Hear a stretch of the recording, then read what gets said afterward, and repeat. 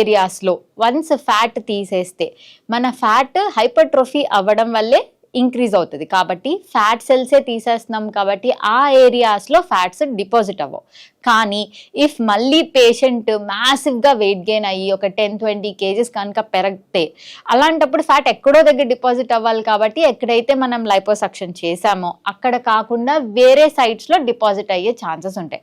దాన్నే abnormal deposition of fat అని కూడా అంటాం. రికవరీ టైమ్ ఆఫ్టర్ లైపోసక్షన్ అన్నది యూజువల్గా మనం ఎంత లైపోసక్షన్ చేసాం, ఎన్ని ఏరియాస్ టార్గెట్ చేసాం అన్న దాని మీద డిపెండ్ అయి ఉంటుంది.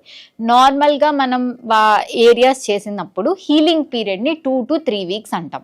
2 to 3 weeksలో ఏంటంటే మన టిష్యూస్ అన్నీ బయట కాకుండా లోపల కూడా హీల్ అవుతూ వస్తూ ఉంటాయి. చిన్న చిన్న ఇన్సిషన్సే కాబట్టి అది హీల్ అవ్వడానికి పెద్ద టైం పట్టకపోయినా ఇన్సైడ్ ఎక్కడైతే మనం లైపోసక్షన్ చేసిన ఏరియాస్లో ఆ రా ఏరియాస్ హీల్ అవ్వడానికి 2 to 3 weeks పడతాయి. మల్టిపుల్ ఏరియాస్ చేసినప్పుడు ఇనీషియల్ 1-2 weeksలో ఆ సోర్నెస్ కానీ పెయిన్స్ కానీ ఉంటాయి కాబట్టి కొంచెం డిస్కంఫర్ట్ ఉంటుంది పేషెంట్కి. But usually liposuction majority of the times day care surgery లాగే చేస్తాం.